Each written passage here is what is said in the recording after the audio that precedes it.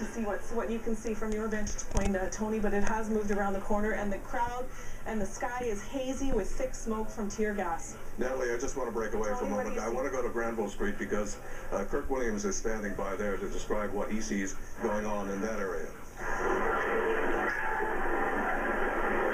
Kirk is on the phone. Kirk, if you can hear me, please go ahead. Yes, I can. Hi, Tony. We're just having the CBC plaza cleared now by police on horseback. Earlier, I was up Georgia Street on with cameraman Chris and Ackle. We were up by the post office, and clearly it seems to be a systematic approach in which they put flash bombs or sound bombs into the crowd, give them a warning ahead of time, and then move a few steps forward, and then repeat the process as time goes on. And we talked to a lot of people who were both out of their heads with drunkenness, but also quite a few people who were upset with the whole process, not by the police action so much as by the actions of the other protesters who are saying this is not the image of Vancouver, this is not the image that we want the world to see or what Canada wants to see, and they were quite disgusted by this, that it was just a hockey game, and that they're upset with the way that people are getting out of control. But on the other hand, people didn't appear to be leaving, and would only leave once those flash bombs were set off, and once the police force decided to move down step by step all the way down Georgia, and now down Hamilton in front of the CBC towards Rawson Street. Tony? All right, Kirk, I think it's clear that we have what somebody else described earlier as the crowd mentality taking over. A few people started this going on Georgia Street by setting on cars on fire after turning them over, and then other people joined in, and then it became a full-fledged nasty kind of party where they fueled those fires by throwing anything they could find on the streets, pieces of wood and carpets that were laid down in the fan zones earlier, and they just took off from there. Carpets, anything that basically catch fire has been set on fire, some garbage pails, the plastic dumpsters that you see, and we've seen some people with burned legs. We've seen people that have had some of the damage by the sound bombs or the flash bombs that are used to disperse people by sound, with a green substance all over their legs. Again, most of the people that did seem to get the brunt of those were completely inebriated. Not to say that they deserved it, but on the other hand, they were not getting out of the way, and police did take this action to move that crowd forward and further back. As it stands right now, they are moving further down Georgia Street past Hamilton on the way to Beatty and Canby area. It looks like they're taking the street side one step at a time, but there's a huge crowd, as you can see probably from the studios, right here on Queen Elizabeth Theatre, the steps as well. So they are still making their way now through. The riot police have gone through, and now regular police forces are just coming by and urging the crowd to leave the CBC plaza right below you. Keeping these crowds back and holding them under control for the moment. Natalie, what do you see right now? More bad news happening not very close to here on 600 Seymour at the parkade. We're now confirming reports that cars there are being set on fire. How is it going to let up? I don't know, but that's just not far from us at the parkade.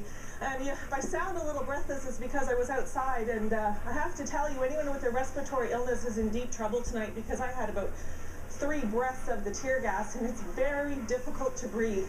It is thick smoke, and there were some people thinking that those were just smoke bombs, but I can confirm to you that they are definitely firing tear gas. And here's a shot of Georgia Street as police try to make an arrest and have a confrontation. There don't seem to be enough officers to arrest all of the troublemakers at the moment, as we see this developing situation unfold, and not far from here, as it looks like it might have calmed down, dare I say too early, at Georgia and Hamilton, just a couple of blocks away.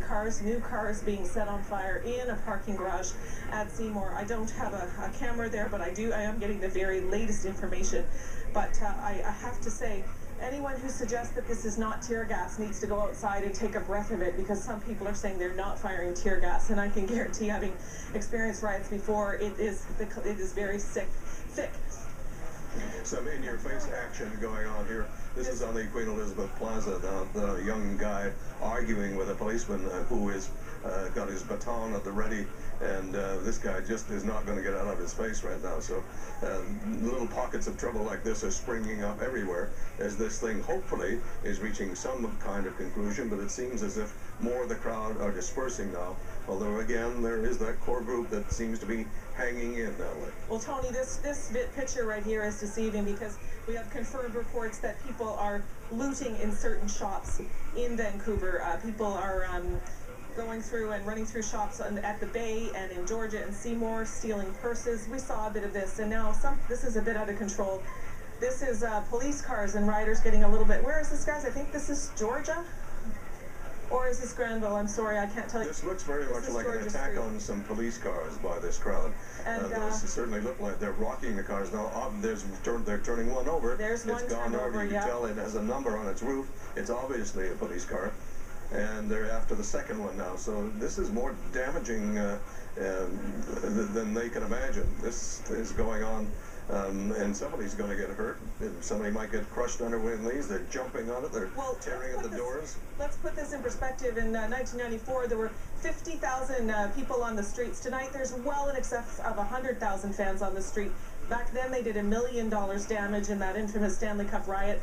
Now, people are once again, like they did in '94, jumping on top of police cars, destroying and throwing whatever they can see. It's the exact history the city of Vancouver did not want to see tonight, as these people try to destroy a police car just across from us in Georgia Street. I'm not sure when this is going to stop and what seems to be where any end in sight, but this is exactly what Vancouver police, there was an inquiry after the last riot. They made all kinds of changes, and they had a much different strategy tonight, and I don't know if there's anything the Vancouver police could have done to stop this, but they are clearly outnumbered by the people on the street who are causing so much trouble this evening. What I'm still waiting and trying to find out for you, Tony, is if there have been any serious injuries. We did hear earlier of someone falling off the Dunsmuir Viaduct. I did witness someone being carried away by the police. But with so much happening, we don't have any confirmed numbers at the moment of serious injuries, but you can only imagine. I am concerned about anyone with a respiratory issue, and the elderly who might be anywhere nearby, even in the condos nearby, because the air is thick with a very toxic gas designed to disperse the crowds. And we can only describe to you what's happening in our immediate area. There may be other pockets of trouble that we're not aware of at the moment, and this kind of thing has a way of spreading without reason, but these people are attacking these police cars right now. There's no evidence that police have moved in. At least from my vantage point, I can't see that police have moved in to stop this, but they are jumping on the cars, they are kicking them, and there are members of the riot squad. Perhaps they are moving in that direction. I'm not quite sure. But you see what this has led to now. And we're getting people taking pictures of this, which is amazing. They're just, Now, Tony, I know I mentioned earlier that the Vancouver police were being backed up by the RCMP. We're just getting word that the Abbotsford police are now dressing and getting ready with their riot gear to come down and do whatever they can to help support the Vancouver police. Police have been able to get some of the people off that dangerous pier I had mentioned to you before. That seems to be some progress. I know there were a lot of concerns that it was going to collapse with such a heavy crowd.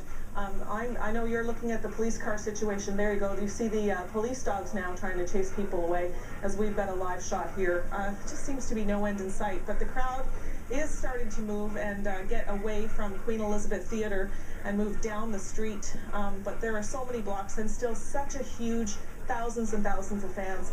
There's a struggle unfolding just across the street, and we see the police now with their batons fighting back at the crowd as they were trying to make an arrest. This is an arrest that's been undergoing for a little while, but this man isn't relenting, and police have had a couple of hits at him. So this is what the Vancouver police are faced with as we speak tonight, as this situation unfolds. Tony? And a dog moving in there as well. There are a few dogs out there too with the riot squad police. We want to bring you up to date by showing you some of the events of earlier in the evening. We went to air about 7:45, I believe, and that's when it started. You're seeing it now. This is the scene on Georgia Street beside the post office, the Canada Post Office. Then there's one of the injured people who got hurt in that melee when they decided to turn that car over.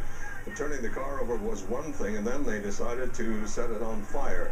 And there's a porta potty being overturned as well. Those are obvious targets in an area like this, the fan zone. And the zones were equipped with this kind of thing so people could have some comfort. But this is going to be a long session, I'm afraid. Those police cars were, you could see them move in now. They have been turned over. You saw them earlier. This is how that happened.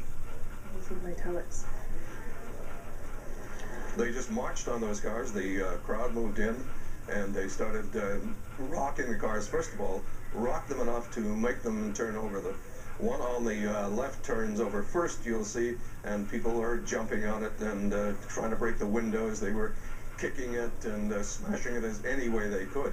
and there is somebody trying to break through the windshield, and now we see the mounted policeman moving in.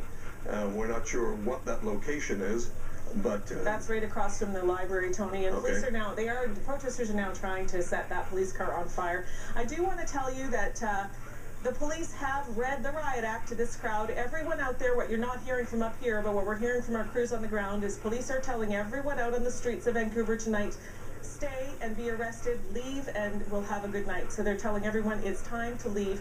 And there's this confrontation. It's been going on for 10 minutes with this fellow. Police continue to challenge him, and he might be among the troublemakers. There's a buddy trying to tell him to leave, as police, of course, many armed with cameras. They are taking video evidence as are we, I suppose, but they are taking video evidence as this angry Canucks fan and just pushing a friend. Now I think he's going to be arrested.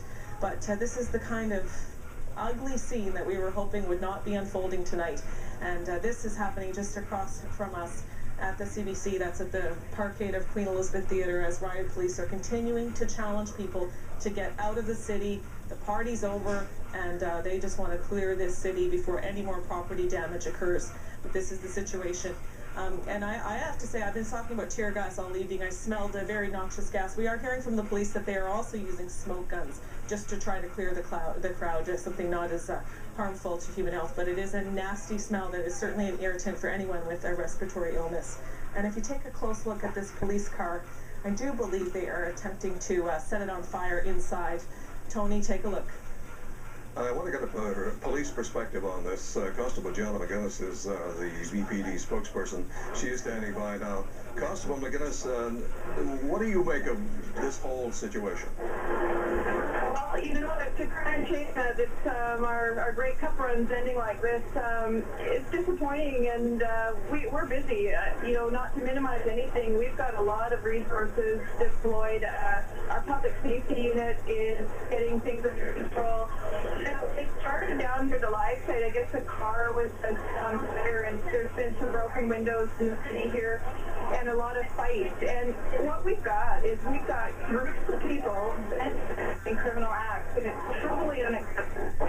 We're making a lot of arrests, and we're making some headway here, which is good. First hour was, you know, really challenging for sure. Constable, we've heard of some injuries. We've seen some injuries. Have you heard of anything that you can tell us about that is particularly bad about this situation? Well, you know, you can appreciate a lot's happening. It's a very fluid situation. I haven't had reports on any specific. It wouldn't surprise me if there are a few injuries. There's been, you know, quite the pockets of rowdy people down here. So, you know, it all shook out in the morning. But right now, the big task is for people to come home safely. They don't have to be down here. We're encouraging people to leave. You know, this night's over in terms of anything to do with celebrating the past 2 weeks. And we need to, you know, have the space here to get our work done and get these people in custody that are causing all the problems. Now, Constable, we've heard sounds of what we think were bombs or sounded like bombs, and of course we've seen clouds of smoke.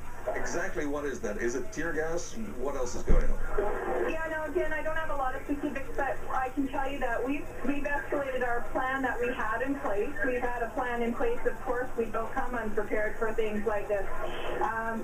We have escalated that. Our public safety unit is deploying different strategies to get the crowds moving along, and that very much could be one. I mean, standing in the 700 Robson here.